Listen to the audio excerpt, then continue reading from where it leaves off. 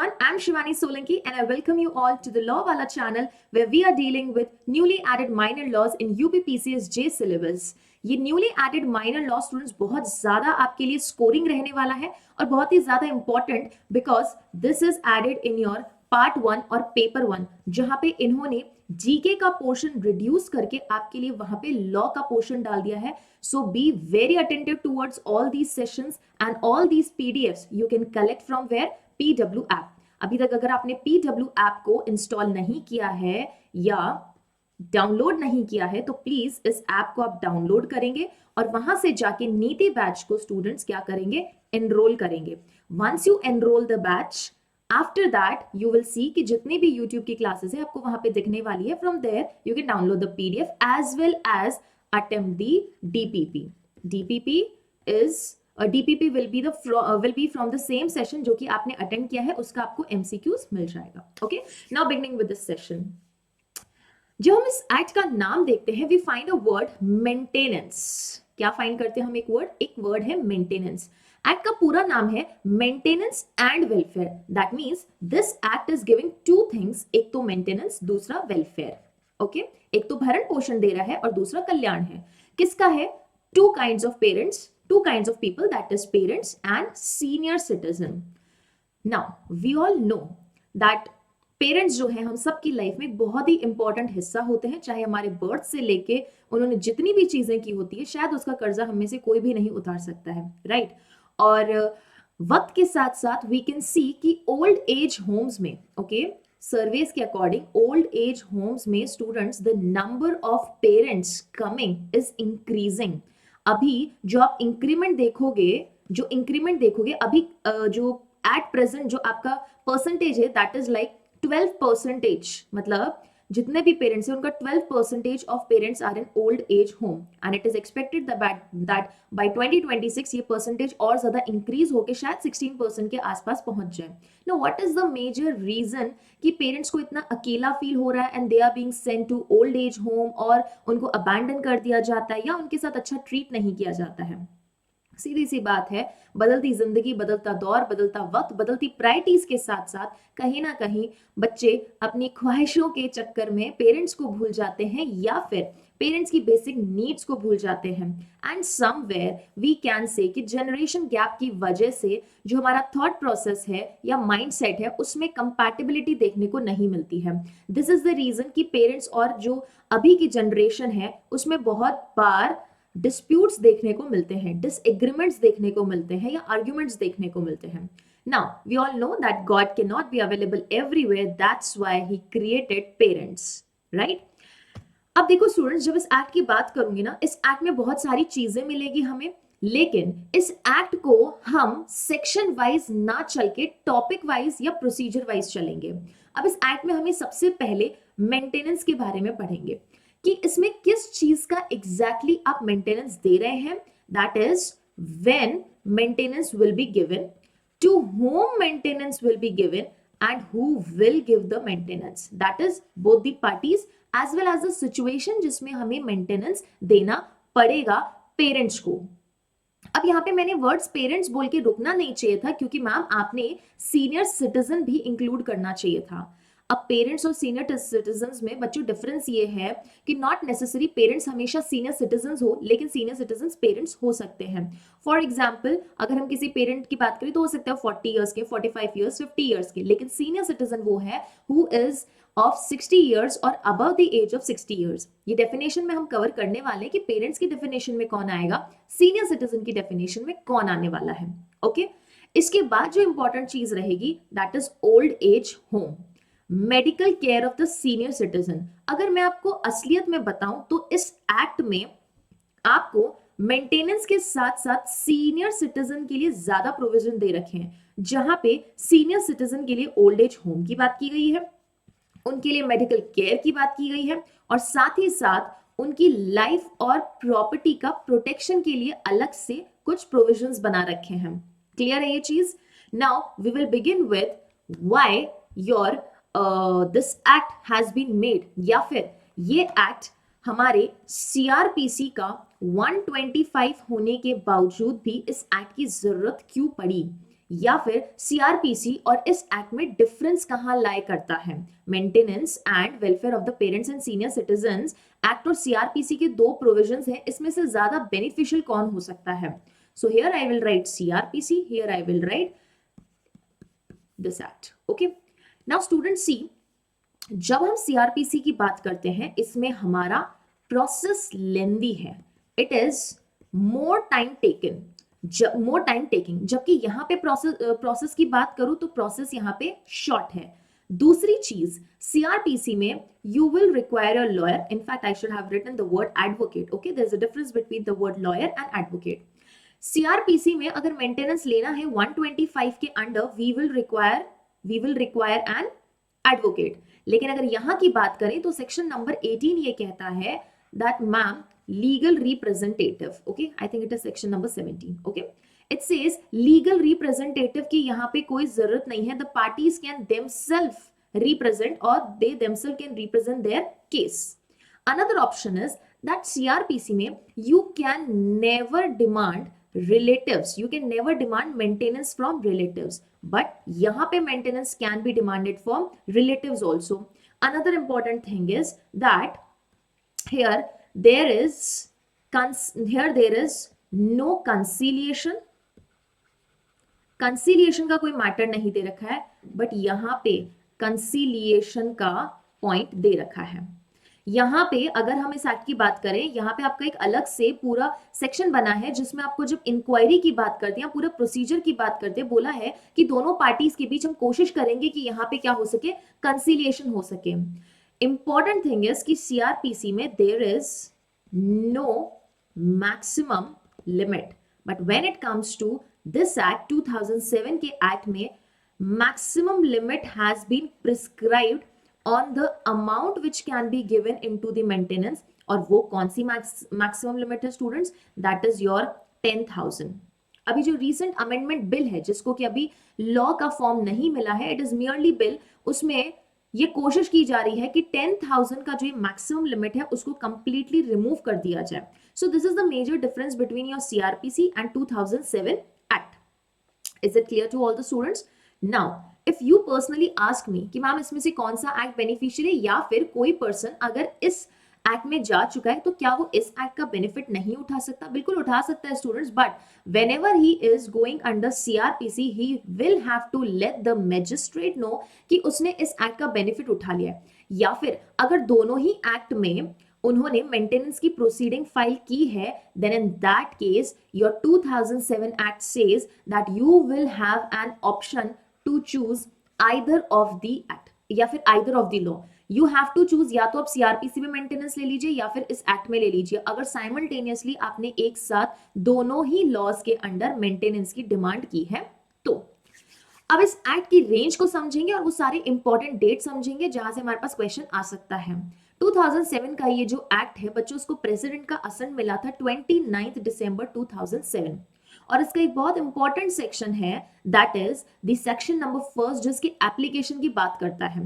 Application में इन्होंने साफ साफ बोल दिया है कि स्टेट गवर्नमेंट बाय नोटिफिकेशन ये बताएगी कि उनके स्टेट में ये एक्ट कब से एनफोर्स होगा. दिस इज द रीजन कि इस एक्ट की एनफोर्समेंट डेट सारे स्टेट्स में डिफरेंट है. राजस्थान में डिफरेंट, एमपी में डिफरेंट, गुजरात, हरियाणा सब में डिफरेंट मिलेगी. क्योंकि ये पेपर यूपी में आता है इसलिए यूपी के स्टूडेंट्स को ये पता होना चाहिए कि 2007 का एक्ट यूपी में कब एनफोर्समेंट में आया, कब ये कमेंस हुआ. It came into force in UP in on 25 सितंबर 2012. 25 सितंबर 2012, यहां से बेशक सवाल आ सकता है, so do not forget to cover this date. Okay, section number 1 कहता है कि it applies to whole of India, लेकिन ये इंपॉर्टेंट पॉइंट कभी नहीं पढ़ना भूलें स्टूडेंट्स कि ये किस पे अप्लाई होता है. Citizens of India also who are living outside India. India के सिटीजंस हैं, नागरिक हिंदुस्तान के हैं, भारत के हैं, लेकिन भारत से बाहर रह रहे, फॉरेन कंट्रीज में रह सकते हैं, तो भी they can ask for maintenance under MW act. Okay, and comments कब से होगा? As it is notified by your state government. तो स्टेट गवर्नमेंट नोटिफाई करने वाला है. मैंने हमेशा बोला है कि कोई भी माइनर लॉ आप स्टार्ट करेंगे, in fact for that purpose major law भी अगर आप स्टार्ट करते हैं तो उससे पहले जरूरी है कि आप उस एक्ट का रेंज देखें, रेंज देखें और ये समझें। देखो रेंज देखने से होता क्या बच्चों, आपको टॉपिक्स पता चल जाता है कि क्या क्या टॉपिक है मेरे पास। हालांकि जब तक आप उस पूरे एक्ट के थ्रू एक बार जाते नहीं, पूरे एक्ट की रीडिंग नहीं लगाते, आपको ये नहीं पता चलता कि उस चैप्टर में भी आपके पास टॉपिक्स सब हेडिंग्स हो सकती हैं। जैसे कि अभी हम देखेंगे चैप्टर नंबर 2 में सेक्शन नंबर 4 से लेके सेक्शन नंबर 18 तक मैंने अलग अलग स्लाइड्स में क्या क्या चीजों को साथ में कवर किया है। So without wasting any time, let's understand that how many chapters are there, student? There are 7 chapters.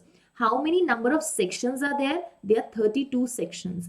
और अगर मैं लास्ट चैप्टर की बात करूं ना बच्चों, ये मिसलेनियस की, इसमें आपके मैक्सिमम जो सेक्शंस हैं वो पावर से रिलेट करते हैं, that who has the power to make rules, give directions, to review, okay. और साथ ही साथ आपका इम्यूनिटी बूस्टर वाला एक्ट, इम्यूनिटी बूस्टर मींस कौन सा सेक्शन है वो, that is no proceeding, no suit shall be brought और instituted against any such officer जिसने गुड फेथ में एक्ट किया है। और एक और बहुत ही इंपॉर्टेंट यूनिवर्सल सेक्शन है कि particular types of officers will be considered as public servants for the purpose of section number 21 of IPC, okay.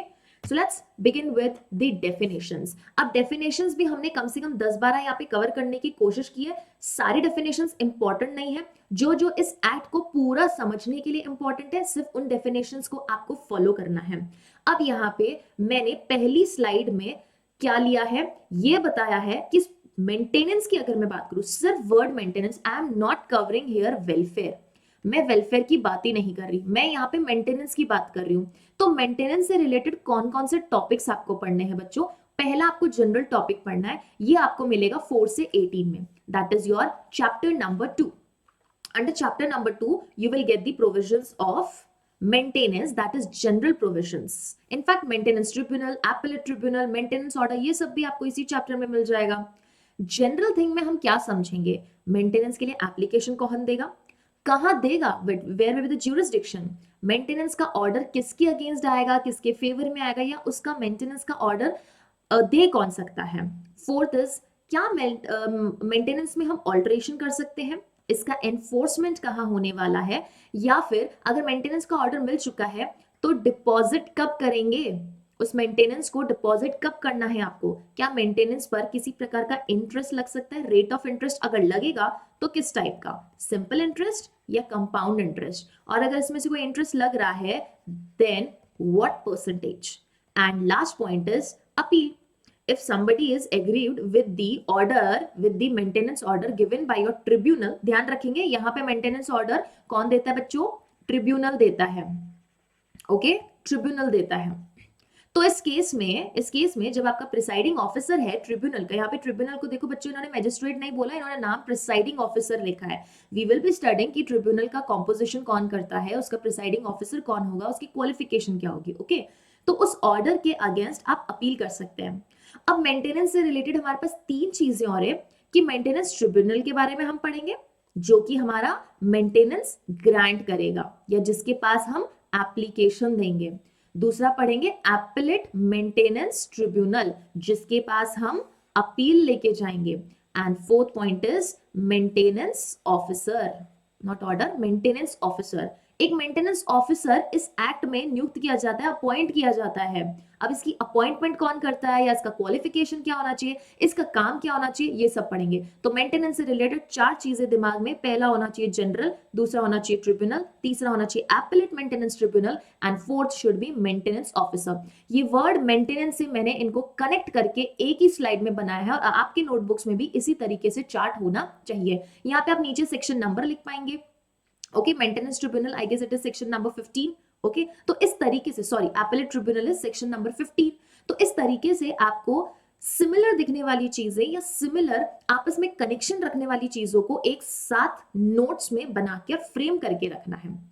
Now senior citizen से रिलेटेड हमें यहाँ क्या क्या मिलेगा बच्चों, पहले सीनियर सिटीजन्स के लिए ओल्ड एज होम मिलेगा, उनके लिए मेडिकल केयर का एक सेंटर मिलेगा, या उनकी मेडिकल केयर करेगा कौन या कैसे कर सकते हैं, यहाँ पे हमारी स्टेट गवर्नमेंट करेगी। जनरली ध्यान रखना बच्चों, ज्यादातर पावर्स हमने यहाँ पे स्टेट गवर्नमेंट को दिया है, क्यों, क्योंकि ये एक्ट को हर स्टेट में एनफोर्स कराने का पावर भी तो स्टेट गवर्नमेंट के पास है। इसीलिए सीनियर सिटीजन्स और पेरेंट्स से रिलेटेड जो पॉलिसीज हमें अपनी स्टेट में देखने को मिलती है वो अलग अलग हो सकती है हर स्टेट में, बिकॉज इस एक्ट से रिलेटेड कुछ पावर्स बनाने की इस एक्ट के इम्प्लीमेंटेशन की बात करें या एनफोर्समेंट की बात करें तो स्टेट गवर्नमेंट के पास ज्यादा पावर रहता है। Third point is protection of life and property. Protection of life की बात करें तो it is article 21। I can say article 21 का ग्लिम्स हमें यहाँ देखने को मिलता है, जहां पे ये मेक श्योर किया जाता है कि सीनियर सिटीजन्स की लाइफ प्रोटेक्ट और उनकी प्रॉपर्टी भी, क्योंकि वो बुजुर्ग हो चुके हैं तो उनकी प्रॉपर्टी से रिलेटेड डिसीजंस कौन ले सकता है? अगर किसी ने उनको इन्फ्लुएंस किया, then in that case what? So this provision has been exclusively added to ensure that they are able to lead their life happy by their property also. And fourth point is that offences, अगर उनके against senior citizens के against किसी ने offence किया, तो अगर घर वालों ने ही बाहर उनको छोड़ दिया, then in that case what? Now we will begin with the definitions. और डेफिनेशंस में भी हमने सिमिलर लुक देखने वाली चीजें या सिमिलर लोग, similar institution, similar officers, similar tribunals को एक स्लाइड में कवर किया है। फर्स्ट स्लाइड में हमने लिया चिल्ड्रन और माइनर। मैं चाहती तो यहाँ टू भी ले सकती, मेंटेनेंस लिख सकती थी, लेकिन नहीं, मैंने मेंटेनेंस को लिखा वेलफेयर के साथ। ये देखो, मेंटेनेंस को लिखा मैंने वेलफेयर के साथ और प्रॉपर्टी के साथ। तो पहले हम पढ़ेंगे चिल्ड्रन कौन होता है और माइनर कौन होते हैं। चिल्ड्रन इन्होंने बोला कि इसमें son, daughter, grandson and granddaughter आते हैं। बेटा, बेटी, पोता एंड पोती, ये सब आते हैं चिल्ड्रन की कैटेगरी में। मतलब कि जब मेंटेनेंस की बात की जाएगी तो फिर यहाँ पे grand son and grand daughter से भी हम मेंटेनेंस ले सकते हैं। कमेंट सेक्शन में मुझे मेंशन करके बताओगे क्या ग्रैंड सन और ग्रैंड डॉटर 125 सीआरपीसी में मेंशन्ड है क्या? अगर वहां मेंशन्ड नहीं है तो am I right in saying that 2007 का ये जो एक्ट है इसका स्कोप ब्रॉड है? इसका स्कोप ब्रॉड है अगर हम इसमें लोगों को कवर करने की बात करें कि मेंटेनेंस आप किससे ले सकते हैं। Is the scope given under your CrPC narrow and the scope of getting maintenance under this act is broad? Yes और नो? कमेंट सेक्शन में आप मुझे जरूर बता सकते हैं, दैट इज लाइव सेशन में। ओके, सो हमें इतना तो पता है कि ग्रैंड सन और ग्रैंड डॉटर हमने 125 में कवर नहीं किया। अब एक और चीज सुनो स्टूडेंट, जो बिल है आपका अमेंडमेंट बिल, जिसको अभी तक लॉ नहीं बनाया गया, अमेंडमेंट बिल में ये भी कोशिश की जा रही है कि यहाँ पे बहू और दामाद जी को भी कवर करें। मतलब daughter in law and son in law को भी हम इसमें कवर करें। अगर वो अमेंडमेंट बिल एनफोर्स में आ गया तो फिर दामाद जी से या फिर बहू से पेरेंट्स क्या कर सकते हैं? मेंटेनेंस ले पाएंगे। Okay, so let's see when it comes into enforcement और व्हेन इट इज पास्ड। अच्छा देखो, चिल्ड्रन की कैटेगरी में माइनर नहीं आएगा, क्योंकि माइनर बेचारा पेरेंट्स को कैसे मेंटेनेंस देगा, राइट? अभी तो उसको खुद को मेंटेनेंस की जरूरत है, अभी तो उसको खुद को मेंटेनेंस की जरूरत है। This is the reason he will not come into the category of children. लेकिन माइनर के बारे में इन्होंने मेंशन करके जरूर बताया, ठीक वैसे ही जैसे हम पहले के एक्ट्स में पढ़ चुके हैं। इन्होंने बोला माइनर वही पर्सन है who have not attend the majority age per your Indian majority act 1875। Clear? 2C defines who is a minor and 2A defines who is a children. Who are children? Okay.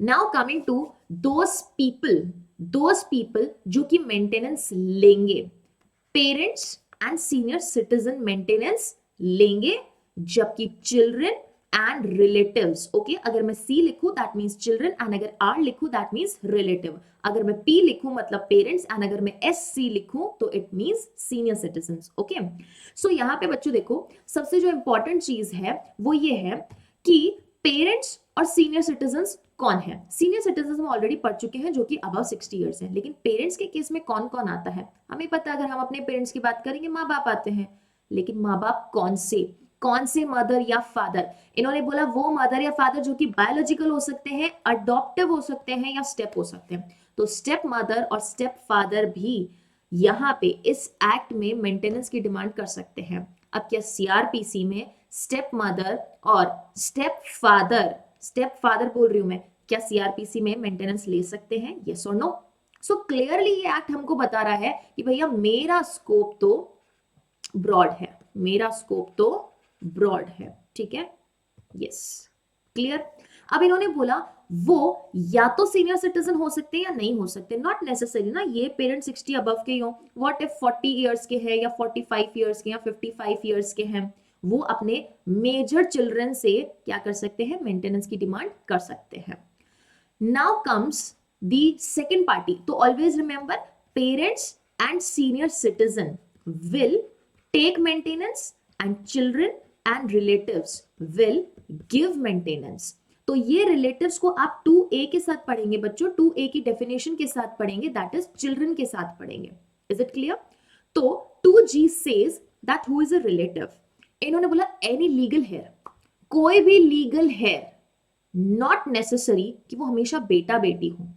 अब legal hair कौन होते हैं, hair की definition क्या है, या hair में कौन कौन इंक्लूड होते हैं। अगर आप हिंदू लॉ देखेंगे यू विल रियलाइज कि हम वहां पे जब सक्सेशन की बात करते हैं, हिंदू सक्सेशन एक्ट में हमको क्लासेस दे रखा है, क्लास 1 हेयर, क्लास 2 हेयर, एग्नेट्स, कॉग्नेट्स, तो वो सब भी आपके लीगल हेयर की कैटेगरी में आते हैं। तो हम उन्हीं सब लोगों की बात कर रहे हैं कि वो लीगल हेयर किसके, चाइल्डलेस सीनियर सिटीजन के। मतलब क्लास 1 में कोई भी फॉल नहीं होगा। अगर सबने हिंदू सक्सेशन एक्ट पढ़ा है तो वहां पे क्लास 1 हेयर होती है बच्चों। क्लास 1 हेयर में सन एंड डॉटर है, इस सन एंड डॉटर के सन एंड डॉटर, फिर सन एंड डॉटर। तो भैया इस सीनियर सिटीजन के जब खुद के बच्चे ही नहीं है तो पोता पोती धोता धोती कहां से आए, नहीं आएंगे ना। फिर हम बात करेंगे वहां पे क्लास सेकंड की।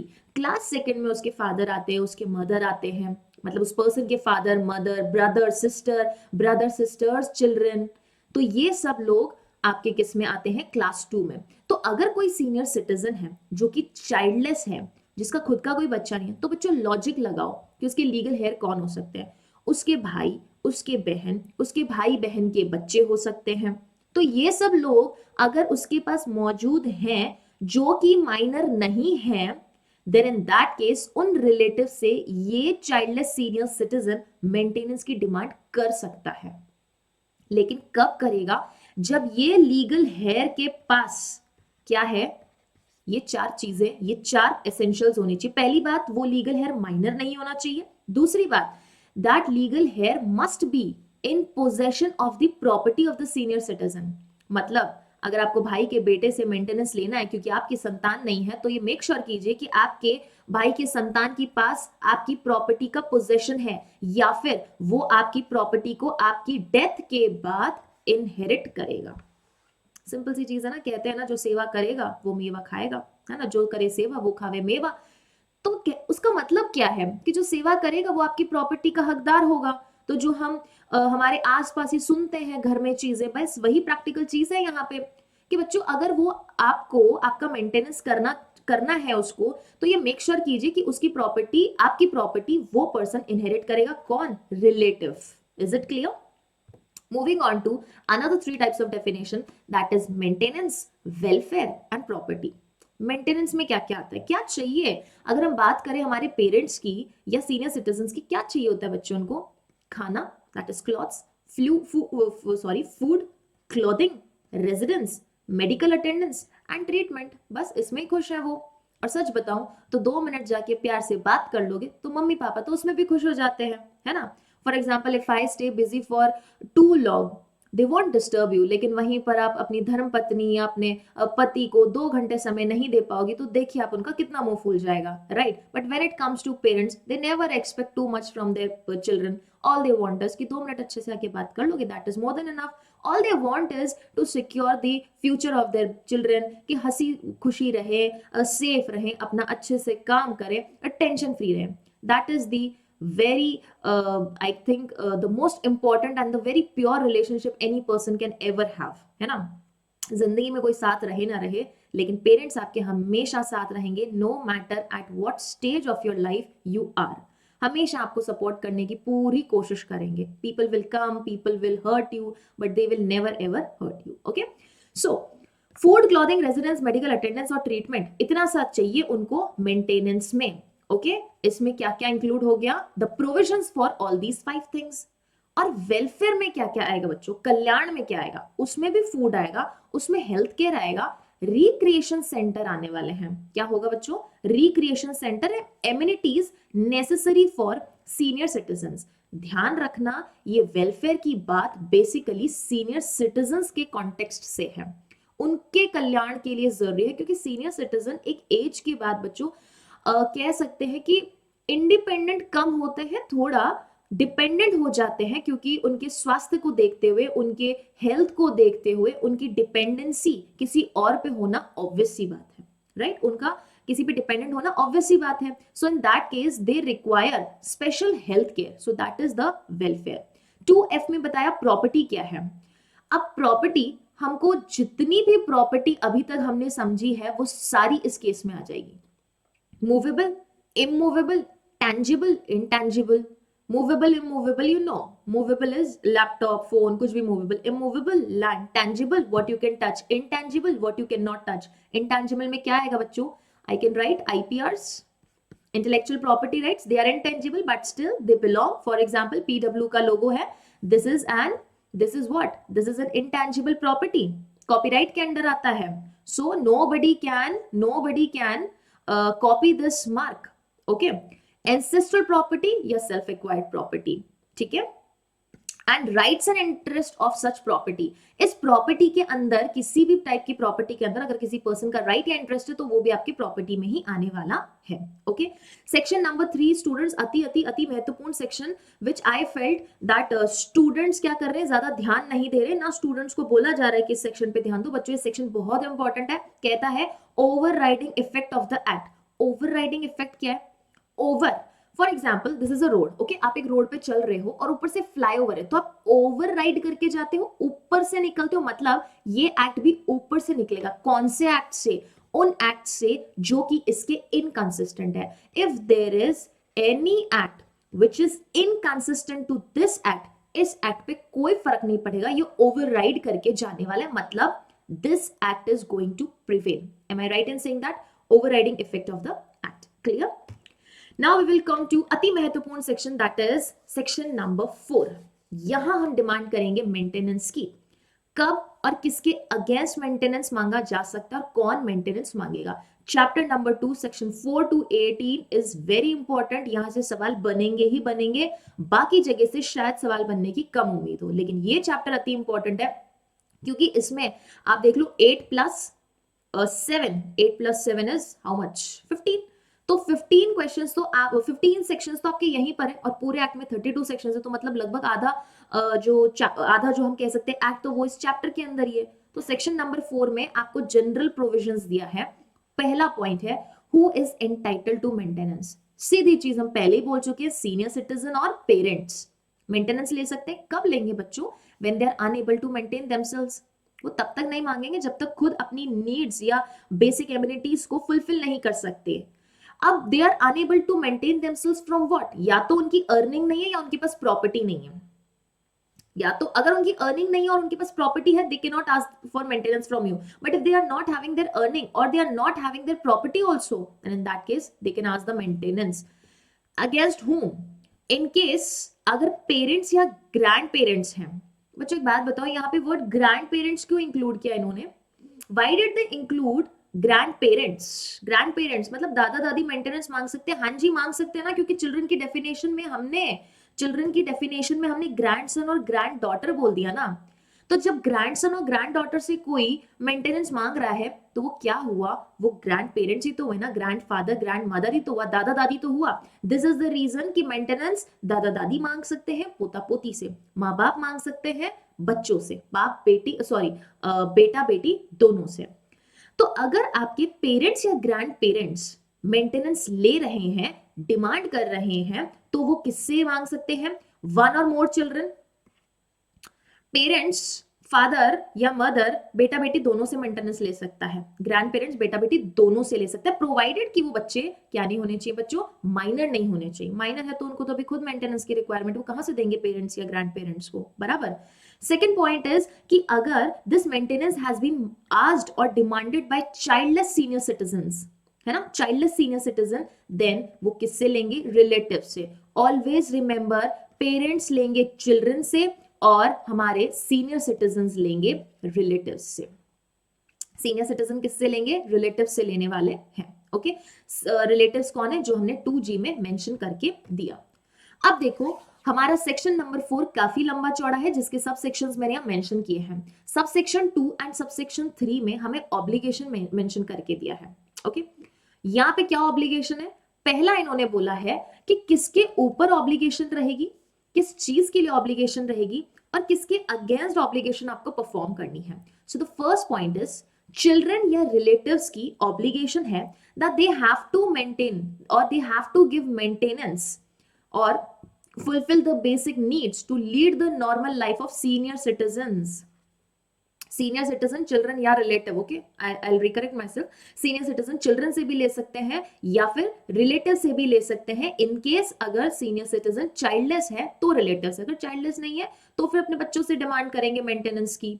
दूसरा पॉइंट दिया है कि यहाँ पे ऑब्लिगेशन है चिल्ड्रन पे कि वो मेंटेनेंस देंगे या फिर बेसिक चीजें प्रोवाइड करेंगे so that the parents can lead a normal life. यहाँ पे पेरेंट्स डाले गए, मतलब पेरेंट्स सिर्फ चिल्ड्रन से मांगेंगे, रिलेटिव से नहीं मांगेंगे। नाम दे दिया ना हमने, उनको नाम दे दिया ना माँ बाप, मतलब माँ बाप बने हैं। क्यों? क्योंकि बच्चे हैं ना। यहाँ पे हमने बोला क्या? Did we use the word parents? No, क्योंकि यहाँ पे दो केस हो सकते हैं, या तो बच्चे हैं या फिर नहीं है। अगर है तो बच्चों से लीजिए, अगर नहीं है तो फिर आप रिलेटिव से ले लीजिए। ओके, सो चिल्ड्रन और रिलेटिव दोनों के ऊपर ऑब्लिगेशन है कि उनको ऐसा मेंटेनेंस देना पड़ेगा। What in case relatives having sufficient means of giving have the sufficient means to maintain your senior citizens। जब भी ऐसी बात की जाए कि आपको रिलेटिव से मेंटेनेंस लेना है तो you need to make sure कि उस रिलेटिव के पास सफिशिएंट मींस होने चाहिए, तभी वो सीनियर सिटीजन को मेंटेन करेगा।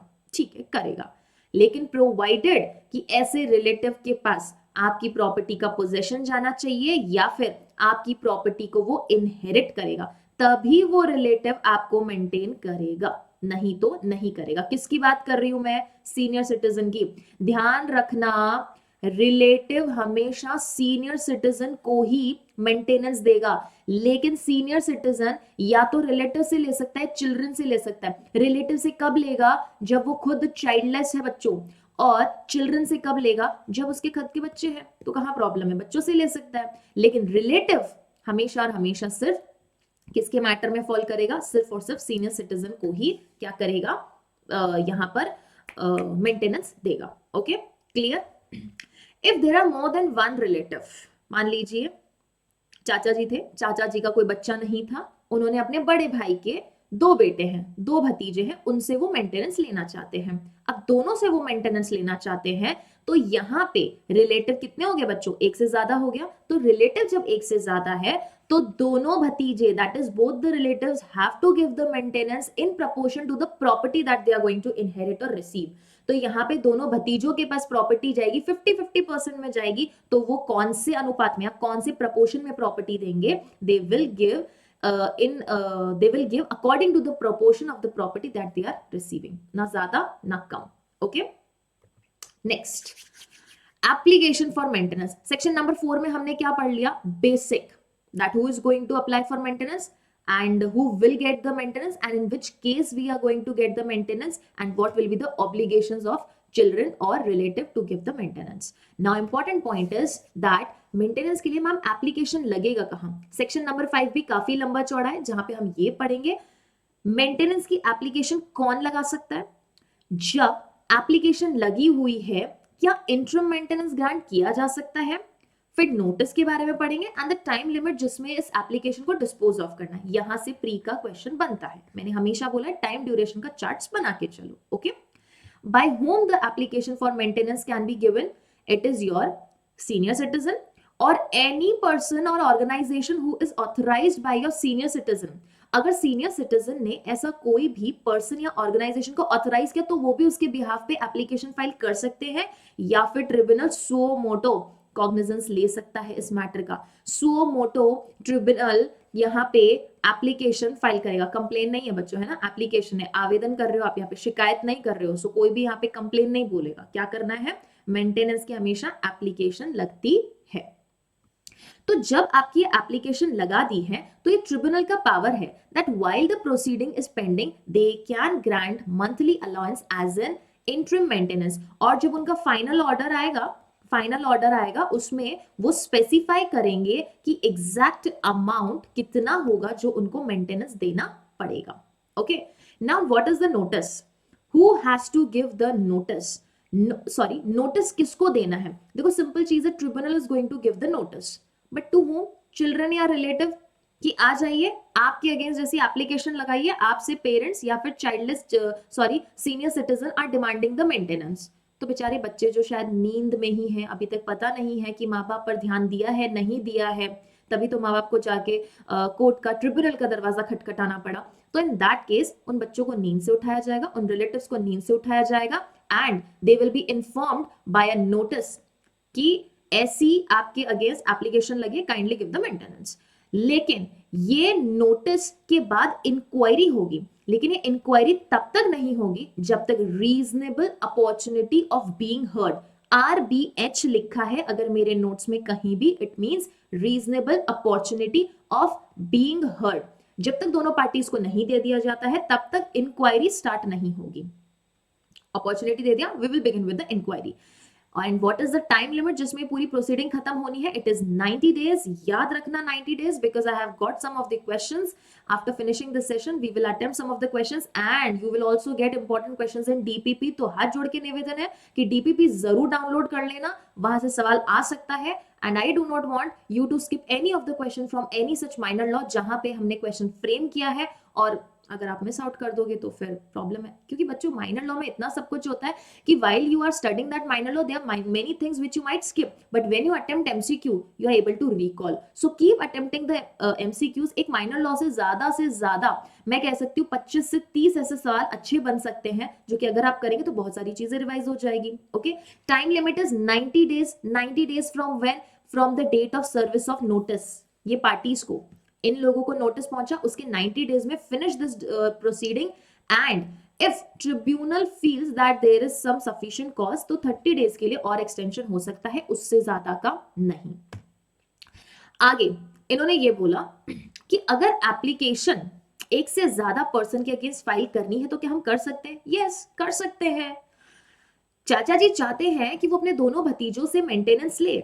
Okay, he can ask for the maintenance from both of these boys, but यहाँ पे जब चिल्ड्रन और रिलेटिव से आप ऐसी डिमांड कर रहे हो तो वो इम्प्लीड कर सकते हैं। क्या बोल सकते हैं कि सिर्फ मुझसे क्यों ले रहे हो, उससे भी लो, उससे भी लो ना, सिर्फ मैं ही हूं क्या, आप उससे भी लीजिए। तो बेटा बोल सकता है, क्या बेटे का ही फर्ज है, क्या बेटी को भी बोलो कि वो भी मेंटेनेंस देगी, बहन को भी बोलो कि वो मेंटेनेंस देगी। Okay, so this is the point given over here that children और relative can implead that other persons liability to pay, कि वो भी बराबर आपको पे करेंगे, वो भी आपके बच्चे, सिर्फ हमसे मेंटेनेंस ना लीजिए, क्योंकि आपकी प्रॉपर्टी तो हम चारों बच्चों में बराबर डिवाइड होगी। 1/4 सबको मिलेगा, 1/4 property we all are going to inherit from you. तो kindly put this obligation equally on all of the children or all of the relatives. Okay, they can impede or let the tribunal know that we have such other children or relatives as well.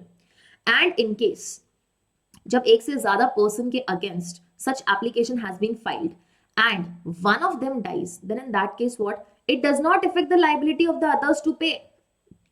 बोला ही नहीं जा सकता कि बड़ा बेटा मर गया, बड़ी बेटी मर गई तो छोटा बेटा या छोटी बेटी अमाउंट नहीं देगी या मेंटेनेंस नहीं देगी। No, you have to give.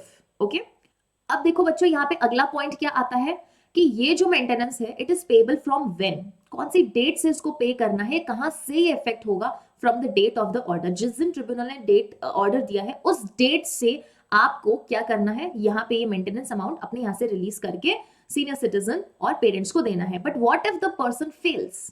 If he has failed to give the maintenance amount, then tribunal is going to issue warrant to levy fine. Warrant issue होगा यहाँ पे कि fine pay कीजिए, along with that he will be imprisonment either for 1 month or until he has given the payment to that concerned person.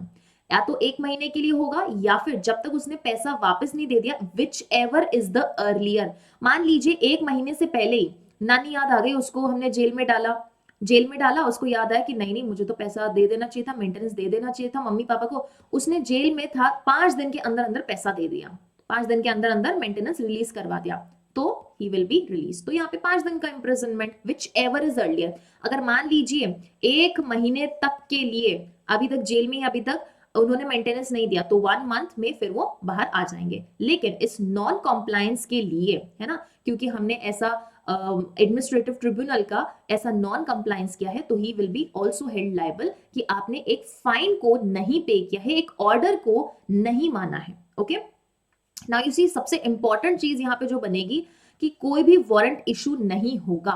कब तक warrant issue नहीं होगा? Unless an application for non-payment made within 3 months from when it became due.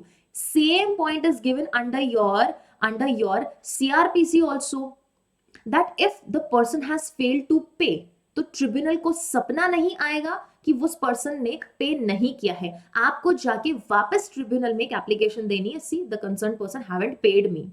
until and unless you haven't given an application, और उस application को जिस दिन वो नॉन पेमेंट हुआ है, उसका जिस दिन उसने पेमेंट करना था, वहां से लेके 3 महीने के अंदर अंदर अगर एप्लीकेशन आपने नहीं दी, तो कोई वारंट नहीं जारी होगा। यहाँ पे आपको भी पता होना चाहिए, you have got the orders from the court that now you can collect the maintenance और receive the maintenance from the concern person.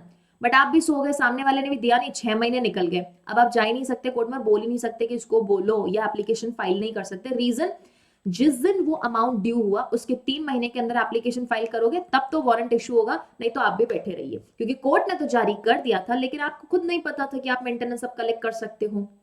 Is it clear? So 3 months time duration यहाँ आया है, और यहाँ पे 90 डेज। ये 90 डेज को कभी भी 3 मंथ्स मत बोलना, हाँ, because 3 months is different and 90 days is different. मैं ऐसा क्यों बोल रही हूँ बच्चों? मैं आपको इसलिए ऐसा बोल रही हूँ क्योंकि कई बार एक मंथ में 30 डेज भी होते हैं, 31 डेज भी होते हैं, लेकिन 90 डेज तो मींस 90 डेज। मान लीजिए आपका जुलाई था, अगस्त था और अक्टूबर था, तो जुलाई में 31 डेज, अगस्त में 31 डेज, एंड जून, जुलाई, अगस्त, सितंबर में 30 डेज, कितना होता है? 92 डेज डिफरेंस है ना।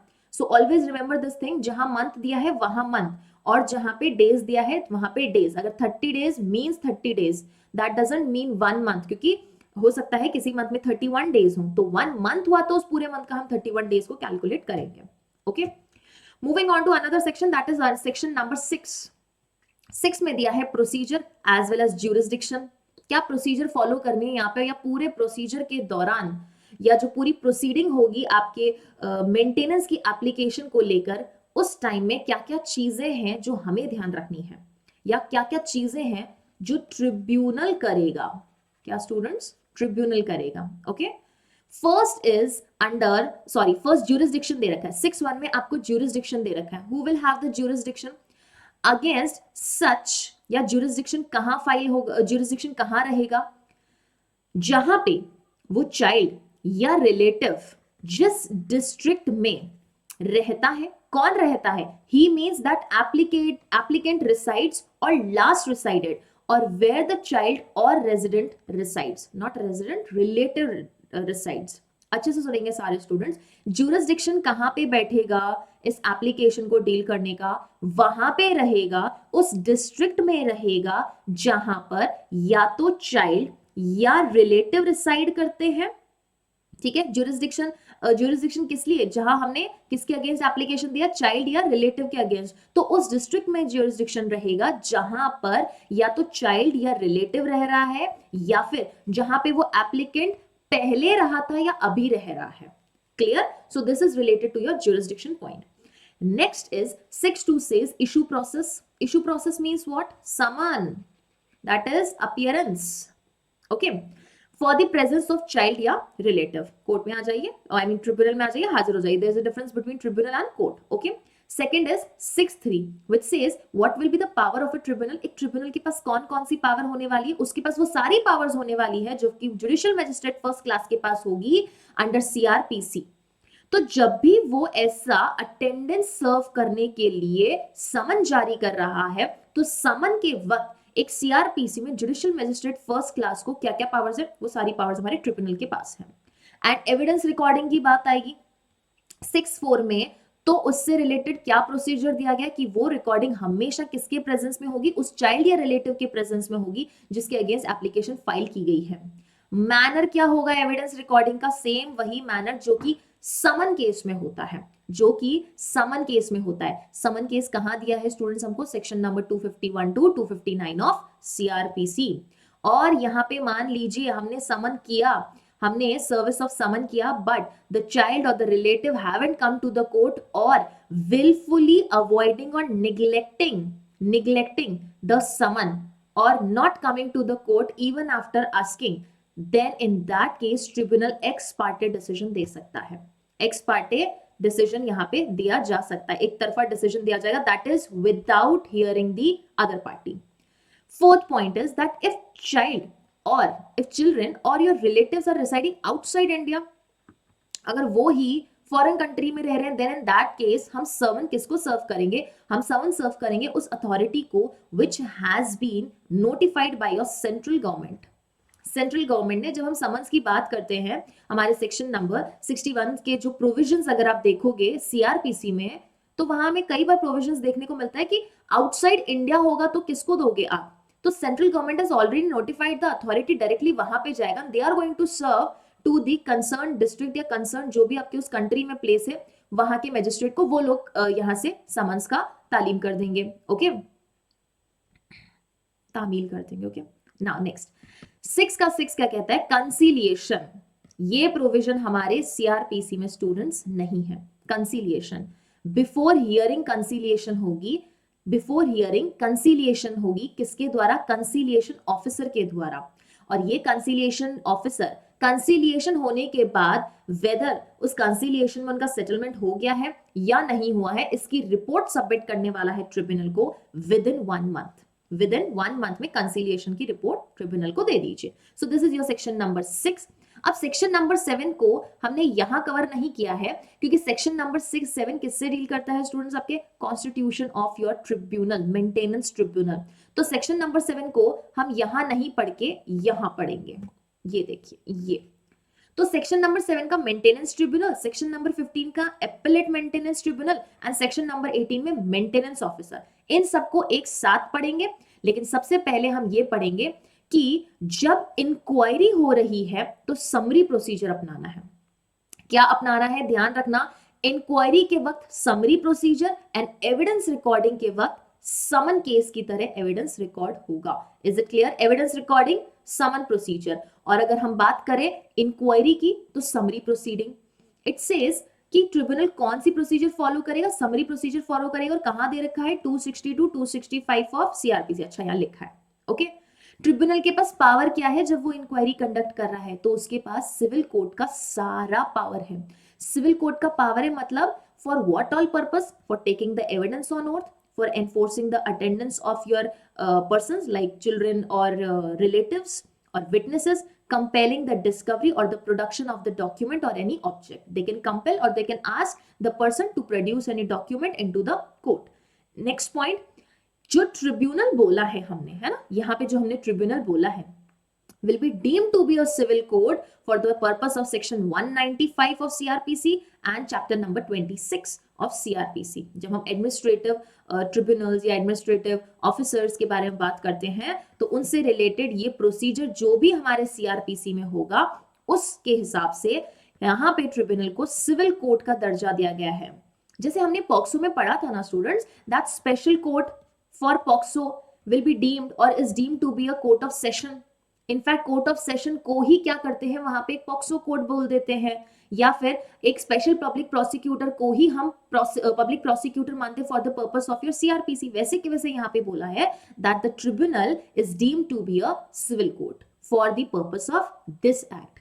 And under section number 8, if your tribunal wants, they can take the assistance of any person having the special knowledge with respect to the proceeding or the inquiry related to the case of maintenance. जहां पे हमें maintenance का claim को adjudicate करना है, decision लेना है, वहां पे they can take the assistance of any such expert. Okay, section number 8 summary procedure. वापस से I will repeat, section number 4 says कि मेंटेनेंस के जनरल प्रोविजंस हैं, कहां एप्लीकेशन देना है, वो बात आया है सेक्शन नंबर 5 में, सेक्शन नंबर 6 में हम डिस्कस किए प्रोसीजर या ज्यूरिसडिक्शन क्या है। 7 अभी डिस्कस नहीं करेंगे, बाद में करेंगे।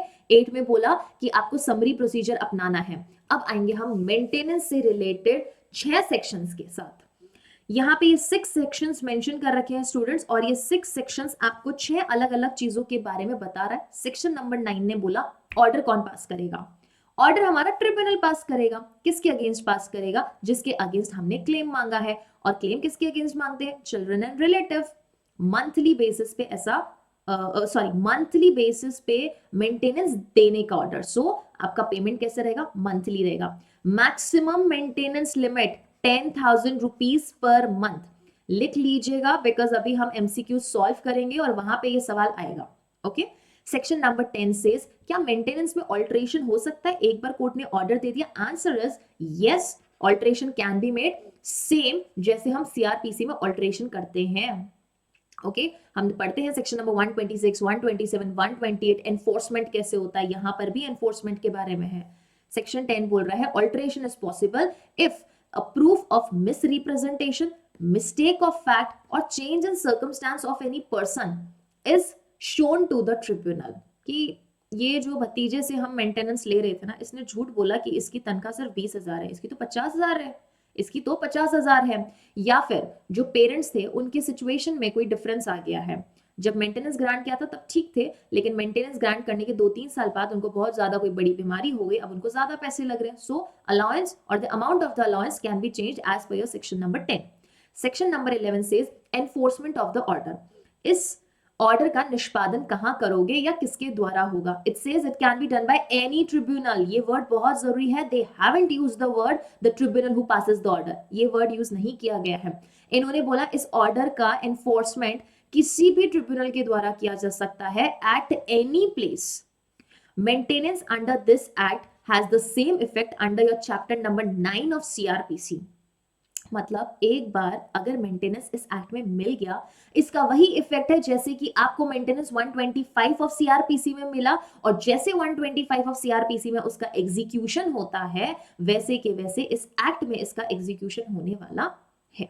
This is your section number 11। अब सेक्शन नंबर 12 बोलता है कि जो हमारे एप्लीकेंट्स है, they have an option of what? They have an option to choose any one when they have a choice either to take maintenance from CRPC or to take maintenance under this act, that is Maintenance and Welfare of Parents and Senior Citizen Act 2007। लेकिन दोनों में नहीं ले सकते हो। जब उनको पता है कि वो एंटाइटल्ड दोनों एक्ट के अंदर है, एक्ट नहीं बोलना चाहिए because CrPC is a code, जब वो दोनों लॉज के अंडर एंटाइटल्ड हैं तो उनके पास ऑप्शन है सिर्फ एक चूज करोगे, दोनों में मेंटेनेंस नहीं लोगे। कितना लोगे बाबा उनसे मेंटेनेंस? आपको मेंटेनेंस की जरूरत है, हम किसी एक एक्ट के अंदर या सीआरपीसी कोड के अंदर दे देंगे, दोनों में नहीं मिलेगा। ओके अच्छा, यहां पे याद आया सीआरपीसी के साथ Hindu adoption and maintenance act में भी, Hindu adoption and maintenance act में भी सेक्शन 20 में हम क्या कर रहे हैं? पेरेंट्स को मेंटेनेंस देते हैं, वहां पे ग्राउंड्स अलग हैं और उसका स्कोप भी मैं कहूंगी थोड़ा नैरो है comparatively to this act, in comparison to this act. Now comes the point of deposits. Section number 13 कहता है कि सेक्शन नंबर 13 बच्चों कहता है डिपॉजिट्स।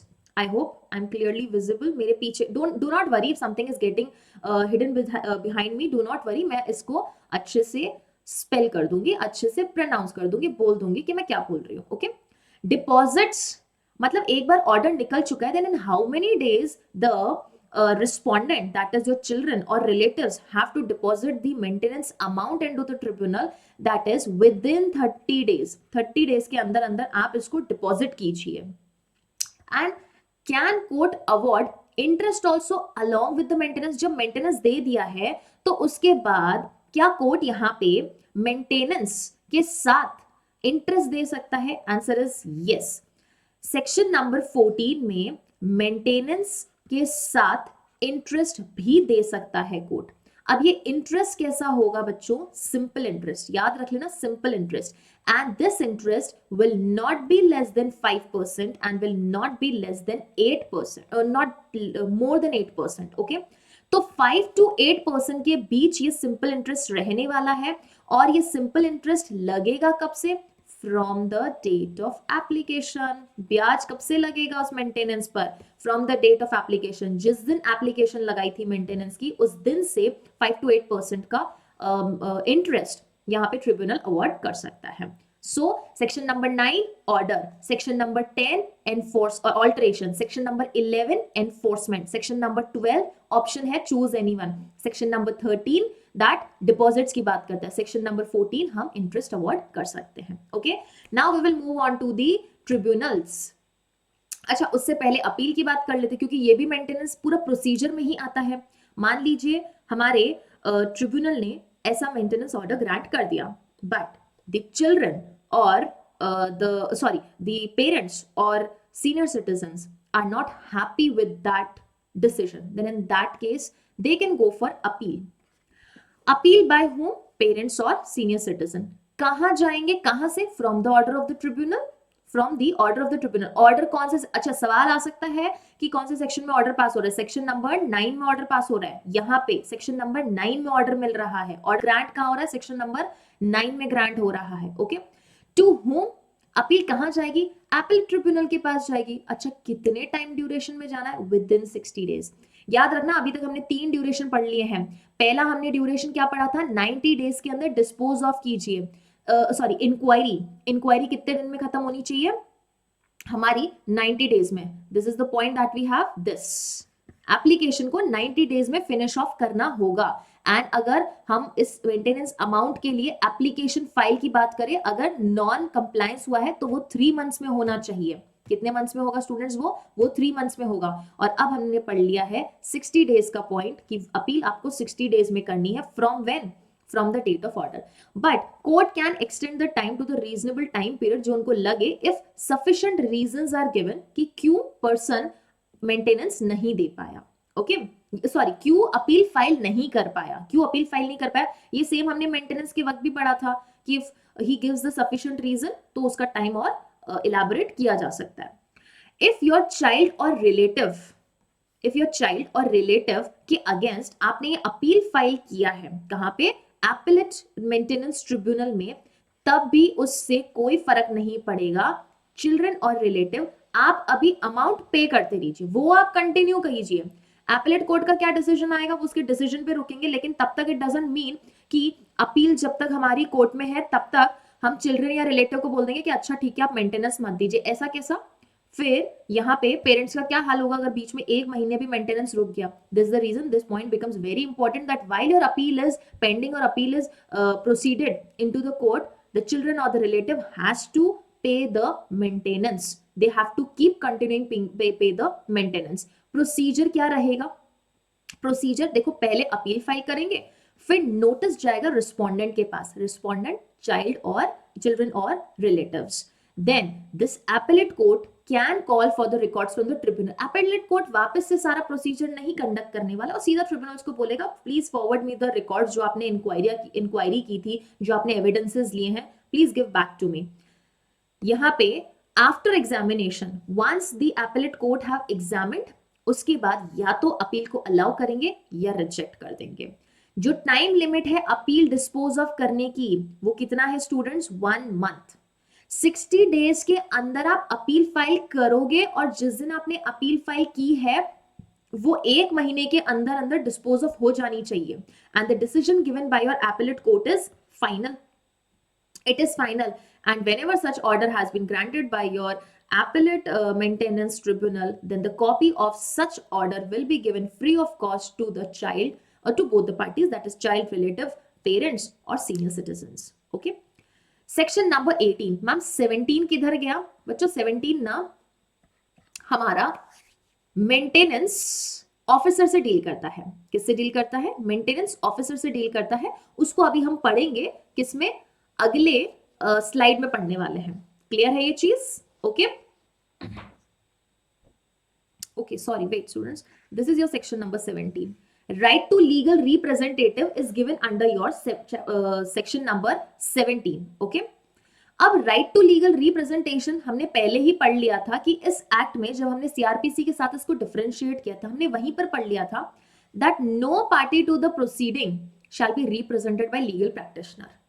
लीगल प्रैक्टिशनर की यहाँ जरूरत ही नहीं है, आप सेल्फ डिफेंस कीजिए, अपना सेल्फ का पॉइंट रखिए, ट्रिब्यूनल के सामने आपको प्रैक्टिशनर की जरूरत नहीं है. This is given under your section number 17, that is right to legal representation. Now we will come on to section number 7, section number 15 and section number 18. Section number 7 कहता है मेंटेनेंस ट्रिब्यूनल का constitution होगा. 15 में बोला appellate maintenance tribunal. Okay. 18 कहता है maintenance officer का क्या होने वाला है, यहां पर एक अपॉइंटमेंट होने वाला है, उसका कौन करेगा वो पढ़ेंगे. Section number 7 says that maintenance tribunal has to be constituted by your state government. बराबर बात. कितने टाइम में? Within 6 months from the date of the commencement of this 2005 का 7 का एक्ट. जिस दिन आपके स्टेट में ये एक्ट कमेंस हुआ, ये ध्यान रखना, जिस दिन आपके स्टेट में ये एक्ट कमेंस हो जाता है उसके 6 महीने के अंदर, अगर मान लो आपके यहाँ पे स्टेट गवर्नमेंट ने इस एक्ट को कमेंस ही नहीं किया तो ट्रिब्यूनल की कहाँ जरूरत है? ऑब्वियसली जरूरत ही नहीं है. जिस दिन आपके स्टेट में ये एक्ट कमेंस हो जाएगा ना बच्चों, क्योंकि हर स्टेट में इसकी कमेंसमेंट डेट अलग है. It is the state government who is going to notify as per your section number 7 of this act. So within 6 months from the commencement of this act, every state government has to constitute a maintenance tribunal in each subdivision or and one or more tribunal.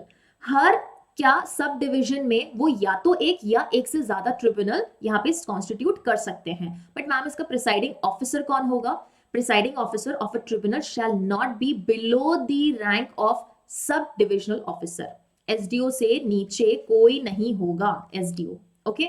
When we talk about section number 15, that is appellate maintenance tribunal, it says it should be constituted by state government. ये भी state government ही करेगा. For each district, यहाँ पे sub division के लिए था, यहाँ पे हर डिस्ट्रिक्ट के लिए है. Okay. To hear appeal, presiding officer कौन होने वाला है? Not below the rank of district magistrate. District magistrate से नीचे नहीं, मतलब मजिस्ट्रेट साहब हमारे एपेलेट ट्रिब्यूनल में बैठने वाले, मेंटेनेंस ट्रिब्यूनल में नहीं. Section number 18 says maintenance officer हम यहाँ पे एक डेजिग्नेट करेंगे. तो स्टेट गवर्नमेंट किसी भी डिस्ट्रिक्ट सोशल वेलफेयर को या फिर officer not below district social welfare को क्या करेगा? एक मेंटेनेंस ऑफिसर के रूप में डेजिग्नेट करेगा. किस पर्पस के लिए? So that person can assist और represent the parents in tribunal और एपेलेट ट्रिब्यूनल, ताकि उस पेरेंट्स के बिहाफ पे हमारा मेंटेनेंस ऑफिसर उनको रिप्रेजेंट कर सके, या तो ट्रिब्यूनल में या फिर एपेलेट ट्रिब्यूनल में. सो दिस इज रिगार्डिंग द 3 कह सकती हूँ ऑफिशियल या 2 इंस्टीट्यूट्स एंड एक ऑफिसर के बारे में, जिनके बिना शायद हमारा ये पूरा प्रोसीडिंग होगा नहीं, या पूरी प्रोसीडिंग के दौरान हमें ये लोग दिखने वाले हैं. Now we come to 2 chapters जो कि हम दोनों एक साथ पढ़ेंगे, chapter number 3 and chapter number 4. Chapter number 3 जो कि डील करता है सेक्शन नंबर 19 से, कहता है ओल्ड एज होम्स होने चाहिए. सेक्शन नंबर 20 जो कि चैप्टर नंबर 4 में आता है, कहता है मेडिकल केयर होना चाहिए किसका? सीनियर सिटीजन्स का. सो सेक्शन नंबर 19 कहता है कि ओल्ड एज होम स्टैब्लिश किए जाएंगे और मेंटेन किए जाएंगे स्टेट गवर्नमेंट के द्वारा. और ये कहाँ होगा? एक्सेसिबल प्लेस पे. ऐसा नहीं कहीं गांव वगैरह में आपने लगा दिया, शहर में लगाओ, अच्छी जगह लगाओ जहां पे पेरेंट्स अच्छे से रह सके, आराम से, सुख सुविधा हो, जहां पे at least 1 in each district. In every district there will be at least 1 old age home where the state government is going to accommodate minimum 150 senior citizens. They have said senior citizens should be at least 150 who are indigent. Who are indigent students? We have already studied in CPC. अगर indigent person सुना है या आपने एक अलग से order है, that is appeal by indigent person. Indigent person is who doesn't have the money to look after himself or herself. That is, he cannot maintain himself. Okay. So state government is going to prescribe what? How the management of old age home has to be done, or what are the facilities, standards or services that has to be provided there, which are necessary for the medical care and for the means of entertainment for those inhabitants at that old age home.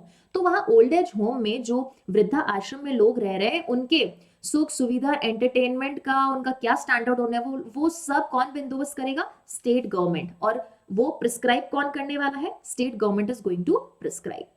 Next is section number 20, that is chapter 4 which says medical care होना चाहिए senior citizens का।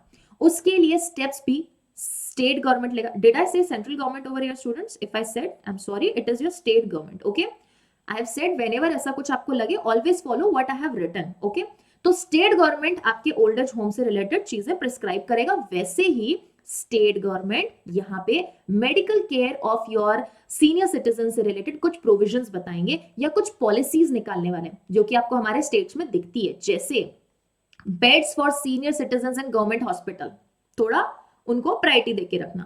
दूसरा, separate क्विक्स, अलग से जो line लगती है कतारों में, हम लोग बोलते हैं ना रेलवे स्टेशन या कहीं पर भी जाने, सीनियर सिटीजन का ये अलग से लाइन है।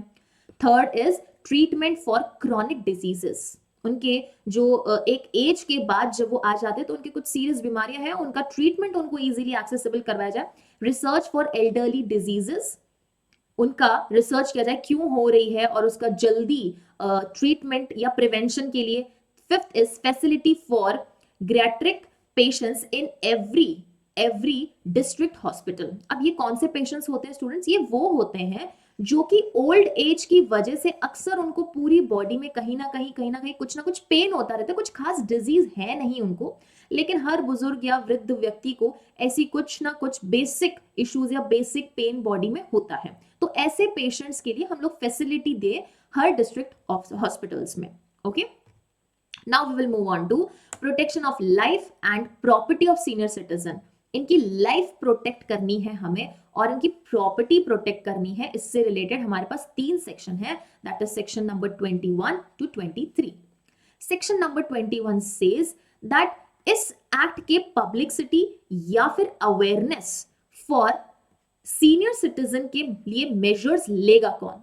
सीधी सी बात है, स्टेट गवर्नमेंट, क्योंकि स्टेट गवर्नमेंट ही करता धरता है। यहाँ पे स्टेट गवर्नमेंट ये इंश्योर करेगा कि इस एक्ट की पब्लिसिटी हो रही है या तो पब्लिक मीडिया से, टेलीविजन से, रेडियो से या प्रिंटिंग से, as well as central government, state government and the judicial, the members of the judicial services, इनको क्या दी जाएगी? ट्रेनिंग दी जाएगी। इस एक्ट से रिलेटेड चीजें बताई जाएगी कि अगर सेंट्रल गवर्नमेंट, स्टेट गवर्नमेंट के साथ के सामने ऑफिसर्स आते हैं या फिर हमारे जुडिशियल सर्विसेज के जो मेंबर्स हैं, जजेस हो गए या जो भी वहां पे एम्प्लॉइज हैं, उन सबको ये ट्रेनिंग दी जाएगी दैट इन केस आपके कोर्ट में ऐसे कोई ओल्ड एज पर्सन आते हैं या सीनियर सिटीजन आते हैं, how you are suppose to treat them. Okay, last point is that central state government is going to ensure कि एक इफेक्टिव कोऑर्डिनेशन हो डिफरेंट डिपार्टमेंट्स और डिफरेंट मिनिस्ट्रीज के बीच, ताकि हम बेटर पॉलिसीज यहाँ पे इंप्लीमेंट कर सकें। वो डिपार्टमेंट कौन से होंगे? लॉ का हो सकता है, होम अफेयर्स हो सकता है, हेल्थ हो सकता है, वेलफेयर हो सकता है। Okay, coming to section number 22 कहता है कि which authority will implement this act. इस एक्ट का इंप्लीमेंटेशन अच्छे से हुआ है, ये कौन सी अथॉरिटी चेक करने वाली है? तो इन्होंने बोला डिस्ट्रिक्ट मजिस्ट्रेट, सॉरी, ये पावर तो किसकी है या ये वर्क किसका है या मैं ये कहूं ये ड्यूटी किसकी है? स्टेट गवर्नमेंट की है। किसकी ड्यूटी है बच्चों? स्टेट गवर्नमेंट की। अच्छे से सुनना, स्टेट गवर्नमेंट की ड्यूटी है। लेकिन if state government wants, they can delegate the work of implementation of this work to district magistrate, and further if district magistrate wants, they can delegate the matter to, or delegate the work of implementation of this act to the subordinate officers। लेकिन state government एक और काम करेगी, एक comprehensive action plan बनाएगी। Comprehensive अपने आप में संपूर्ण एक प्लान बनाने वाली है for the protection of life and property of senior citizens. This is the exclusive duty of your state government. तो स्टेट गवर्नमेंट डिस्ट्रिक्ट मजिस्ट्रेट को देगा, डिस्ट्रिक्ट मजिस्ट्रेट अपने सबऑर्डिनेट ऑफिसर्स को ये ड्यूटी देंगे। सेक्शन नंबर 23 जो कि बात करता है ऐसे ट्रांसफर ऑफ प्रॉपर्टी से रिलेटेड जो कि सीनियर सिटीजन ने दे दी है अपने किसी रिलेटिव को, तो उस केस में जिसको इन्होंने प्रॉपर्टी दिया है, senior citizen has transferred the property either by gift or otherwise, sale हो सकता है, कुछ भी हो सकता है, मॉर्गेज हो सकता है, ट्रांसफर किया किसी भी तरीके से, इस कंडीशन पे that transferee is going to give the basic amenities and fulfill the basic needs of the senior citizen, but later that transferee refuses or fails to give such basic facilities, तो वो जो transfer किया था वो void होगा. कैसा होगा? void होगा. आपने कंडीशन ही फुलफिल नहीं की ना. जबकि हम टीपीआर की जब बात करते हैं तो we will study over there conditional transfer. Conditional transfer दो तरह की हो सकती है, सब्सिक्वेंट कंडीशन या फिर कंडीशन प्रेसिडेंट. तो यहाँ पे मैटर क्या था? कंडीशन सब्सिक्वेंट, एक बार ट्रांसफर हो जाएगा then I am going to fulfil your condition. What condition? That I am going to provide you the basic facility. पर नहीं किया, आपका ट्रांसफर वॉइड हो जाएगा. वॉइड ट्रांसफर मतलब, वॉइड का मतलब क्या हो गया? शून्य. From day one it has no legal effect. The property will revert back to whom? It will revert back to your senior citizen. Clear? That is given under your section number 23. Now we will move on to the second last chapter, that is offenses and procedure. Offenses and procedure, जहां पे section number 24 ये कहता है, in case your senior citizen is abandoned, घर से निकाल दिया गया है उनको, घर वालों ने ध्यान नहीं रखा है, गंदी तरीके से ट्रीटमेंट किया है, पनिशमेंट दे रखी. How much is the punishment? 3 months और 5,000 रुपीज. 3 months और 5,000 और बोथ. सेकेंड 27 में अगर ऐसा काम किया, इसका कॉग्निजेंस कौन लेगा? Who is going to take the cognizance of such matter? It is said that it will be taken by your magistrate. And इसकी ट्रायल कैसी होगी? समरी ट्रायल होगी. समरी हम पढ़ के आए हैं ना, 262, 265 under your CRPC. Along with that, the offense under this act is cognizable and bailable. Cognizable और bailable है इस act में मौजूद सारे offenses. Now the last chapter is related to your miscellaneous portion, जिसमें हमारे कुछ miscellaneous section ये है, और उसके बाद हमारे पास last में रहेगा क्या बच्चों? Last में हमारे पास रहने वाला है powers. ये रहे हमारे पावर्स. लेकिन पहले हम पढ़ेंगे सेक्शन नंबर 26, 27, 28, जो कि मैं कहूंगी कि जनरली सेक्शन नंबर 26 के कॉन्टेक्स्ट में एंड सेक्शन नंबर 28 के कॉन्टेक्स्ट में. ये कैसे सेक्शंस हैं students? These sections are universal section, क्योंकि हमको ज्यादातर माइनर एक्ट्स में देखने को मिलते हैं. Section number 26 says that whenever any officer और स्टाफ अंडर दिस एक्ट, जिसकी भी बात की जा रही है, जो भी ऑफिसर्स हैं, चाहे वो आपका मेंटेनेंस ऑफिसर हो गया है, चाहे वो डिस्ट्रिक्ट मजिस्ट्रेट हो गए हैं, चाहे वो हमारे प्रिसाइडिंग ऑफिसर्स हो गए, इफ इनकी बात होती है, they will be considered as public servant for the purpose of section number 21 of IPC. Okay.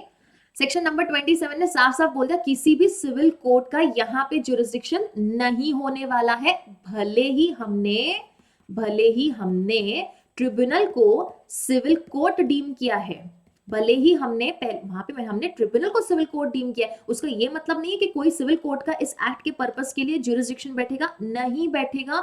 ना ही any civil court is going to give injunction over here. व्यादेश कोई पारित नहीं करेगा. व्यादेश इस injunction is given where? SRA में भी दे रखा है और CPC में भी दे रखा है. ओके. सेक्शन नंबर 28 सेज कोई भी ऑफिसर ने या central government, state government, local authority के ऑफिसर ने कोई एक्शन किया गुड फेथ में, उनके अगेंस्ट कोई सूट या प्रोसीडिंग नहीं लाई जाएगी. Yes, repeat again. 26 ऑफिसर्स क्या होंगे? Public servant for the purpose of section number 21. 27 में क्या बोला? सिविल कोर्ट्स यहाँ पे ज्यूरिसडिक्शन नहीं लेंगे, कोई इंजंक्शन नहीं ले सकते, मतलब civil courts are barred from having jurisdiction under this act. 28 में क्या बोला है हमने? साफ साफ गुड फेथ में डिसीजन लिया. इम्यूनिटी, ये कौन सा सेक्शन है? इम्यूनिटी बूस्टर सेक्शन है. Now coming to the final segment, that is powers under this act. Section number 29, 30, 31, 32 किससे डील करते हैं? पावर से. 29 ये कहता है कि इस एक्ट से रिलेटेड अगर कोई डिफिकल्टी आई, who is going to remove that difficulty? State government is going to remove the difficulty. But no order shall be made after the expiry of 2 years from the commencement of this act. मतलब जिस दिन आपके state में ये act commence हुआ, उसके 2 साल के अंदर अगर स्टेट गवर्नमेंट चाहती है तो वो ऑर्डर पास करके कोई भी डिफिकल्टी को रिमूव कर सकती है. After 2 years no difficulty will be removed if they want do any amendment, okay. लेकिन अभी यहाँ पे एक और अमेंडमेंट आना बाकी है। अब लेट्स सी वो अमेंडमेंट कब आता है, अभी वो सिर्फ बिल है, आई गेस या तो 2018 का या 2019 का, okay, we will check it out. Section number 30 says that who has the power to give direction, direction कौन देगा इस एक्ट से रिलेटेड, सेंट्रल गवर्नमेंट। रिव्यू कौन करेगा इस एक्ट से रिलेटेड प्रोविजंस को, central government.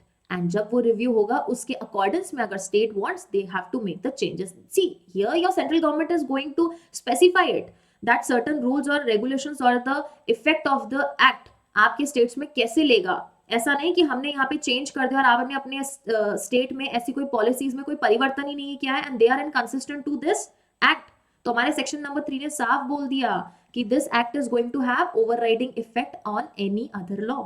Section number 32 says who has the power to make the rules। इन्होंने बोला state government has the power to make rules. तो स्टेट गवर्नमेंट को अलग से इसके लिए एक्ट बनाने की जरूरत नहीं है, बस इसी एक्ट को डिफरेंट डिफरेंट डेट्स में अपने स्टेट में क्या करेंगे, कमेंट्स कर देंगे, इफेक्ट दे देंगे उसको, और रूल्स अलग से बनाने वाले हैं सेक्शन नंबर 32 के under. So I hope you all have enjoyed the rapid revision of this session, जो कि सिर्फ आपके प्री के लिए ही नहीं मेंस के लिए भी इक्वली इंपॉर्टेंट रहने वाला है। और अब चलेंगे करेंगे हम कुछ क्वेश्चंस का practice, but you are going to collect the PDF of this session from PW app as well as वहां पे requesting you to attempt the DPPs as well. First question before us is the proceeding against children or relative can be filed where? मतलब jurisdiction बोल रहा है बच्चों, jurisdiction, क्षेत्राधिकार। Parents or senior citizen reside, children or relative reside, either A or B or none of the above. Section number 6 procedure and jurisdiction. Am I right? Section number 6 बात करता है jurisdiction and procedure की। यहाँ पे right answer will be C, either A or B. Procedure of taking evidence is similar to procedure of taking evidence। देखो एक हमने बात की थी एविडेंस के वक्त, एक हमने बात की थी इंक्वायरी के वक्त। एविडेंस कैसे लिया जाएगा बच्चों, सेम वैसे ही जैसे समन केस में लिया जाता है। इंक्वायरी कैसे होगी, समरीली, ओके। तो right answer is summon case. Maintenance of parents and senior citizen is provided under which section, मतलब इन्होंने हमसे पूछा है जनरल प्रोविजंस के बारे में। किसके बारे में पूछा है, जनरल प्रोविजंस के बारे में पूछा है। कहां दे रखा है, सेक्शन नंबर 4 में। 5 में क्या दिया स्टूडेंट्स, एप्लीकेशन। 5 में हम एप्लीकेशन के बारे में पढ़ते हैं, राइट। सेक्शन नंबर 7 में क्या पढ़ रहे हैं, मेंटेनेंस ट्रिब्यूनल का कॉन्स्टिट्यूशन पढ़ा था हमने। सेक्शन नंबर 8 में क्या पढ़ा, हम पढ़ रहे हैं recording of evidence, sorry summary procedure in summary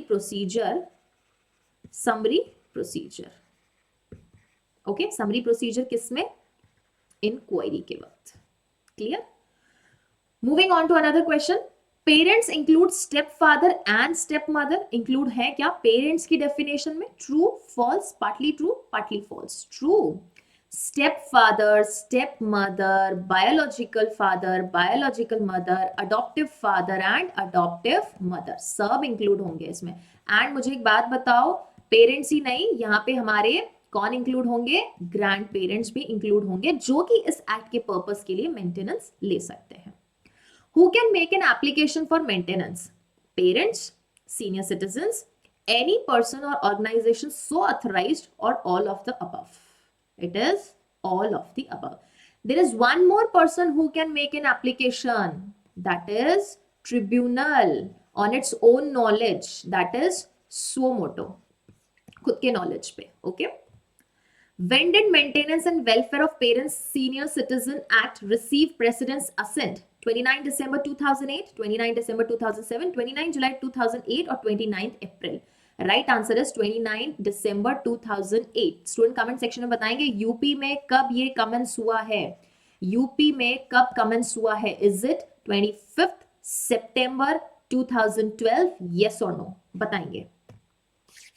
property under maintenance and welfare of parents and senior citizen act include, property की डेफिनेशन में क्या क्या आता है, हमने 3 चीजें एक साथ पढ़ी थी, मेंटेनेंस को एक साथ पढ़ा, वेलफेयर को साथ पढ़ा और प्रॉपर्टी, ये डेफिनेशंस हमने तीनों साथ में पढ़ी। Food, clothing, residence, medical treatment, ये आपके किस में आता है, मेंटेनेंस में आता है।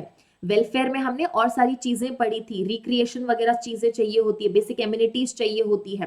प्रॉपर्टी में movable, immovable, tangible, intangible, ancestral property plus, मतलब आंसर तो हो गया all of the above, plus क्या मैं लिख सकती हूं self acquired property, can I right, and can I right rights and interest of such properties, can I right yes और नो, ये चीजें भी आती है हमारी प्रॉपर्टी की डेफिनेशन में। तो ये सब आपका आंसर नंबर 7 में ऑल ऑफ द अबव के लिए सही होगा। How much monthly maximum allowance has been fixed under maintenance and welfare of parents and senior citizen act, कितना मेंटेनेंस यहाँ पे है, 5,000, 10,000, 20,000 और 25,000 मैक्सिमम लिमिट स्टूडेंट्स हम डिस्कस कर चुके हैं already, that is your 10,000, okay. Application for maintenance shall be disposed of in how many days, कितने दिन में आपको मेंटेनेंस एप्लीकेशन डिस्पोज ऑफ करनी है, 60 डेज, 90 डेज, 30 डेज और no limit, right answer is 90 days, am I right, 90 days में हमको ये एप्लीकेशन डिस्पोज ऑफ करनी है। Next question, appellate tribunal shall be presided by an officer not below the rank of, अच्छा appellate tribunal के बारे में बताया with section student, section number 15, और मेंटेनेंस ट्रिब्यूनल कहां दिया, सेक्शन नंबर 17, हमारा मेंटेनेंस ऑफिसर किस में दिया, सेक्शन नंबर 18 में, 17 में नहीं। So who is going to be the presiding officer, commissioner, district magistrate और डिस्ट्रिक्ट जज और chief justice of high court, right answer is district magistrate. So that was all in this session. I hope आपको ये session बहुत अच्छा लगा होगा, चीजें समझ आई होगी, और ये एक्ट समझने के साथ साथ शायद आप ये समझ पाए होंगे कि हम माइनर लॉस को कैसे तोड़ते हैं या कैसे कोई बेरेट को हमें पढ़ना है। अगर मुझसे पूछोगे कि ये मैंने नोट्स कैसे फ्रेम किए थे, तो बच्चों सबसे पहले मैंने इसका इंडेक्स पढ़ा, इंडेक्स के बाद मैंने इस एक्ट की रीडिंग लगाई, पूरे एक्ट की, उसके बाद दूसरी रीडिंग लगाते हुए मैंने रफली चार्ट्स बनाए ये सोच के कि कौन कौन से सेक्शंस इसमें से सिमिलैरिटी रखते हैं, ताकि जब हम पढ़ें तो चीजों को भूले नहीं। अब मुझे बताओ, अगर मैं 1 2 3 4 5 6 7 8 पढ़ाती तो क्या आपको याद रहता कि मेंटेनेंस ट्रिब्यूनल सेक्शन नंबर 17 में और appellate maintenance tribunal section number 15 में और मेंटेनेंस ऑफिसर आपको सेक्शन नंबर 18 में दे रखा है, शायद नहीं याद रहता ना, इसीलिए हमने एक ही स्लाइड में या एक ही पेपर में उसको कवर करने की आपको कोशिश करनी है। Here you will be not just being taught कि एक लॉ को कैसे समझना है या what are the provisions, but here we will also be making you understand or teach or learn how or what should be the techniques of framing your own notes. Notes आपको market में बहुत मिल जाएंगे, Google पे मिल जाएंगे, सब लोग दे देंगे, seniors दे देंगे, जो जजेस बन चुके हैं शायद वो भी दे देंगे, लेकिन सिर्फ एक रामबाण होता है आपको एग्जाम क्रैक करने का, and that is your self made notes. Self made note से बेहतर आपको कोई ऐसी चीज नहीं है या कोई ऐसी बुक नहीं है जो प्रोविजंस को अच्छे से बाय हार्ट याद करने में हेल्प करेगी। I could have easily copied any of the PDF और any of the images from anywhere and brought in front of you, लेकिन शायद वो डिफिकल्ट होता मेरे लिए चीजों को समझना। दिस इज द रीजन अपने नोट्स हमेशा खुद से बनाएं, and in case if you are getting these notes or you're downloading these notes, then make sure that you make these notes again in your notebook in a good handwriting. Okay, अब तो exam पास में आ गया, not a problem. This is the reason all these notes are being made available to you, and this batch is completely free of cost. So yes, that was all in today's session. I hope you all have enjoyed this session. Now we will meet in another new session. Till then, thank you so much.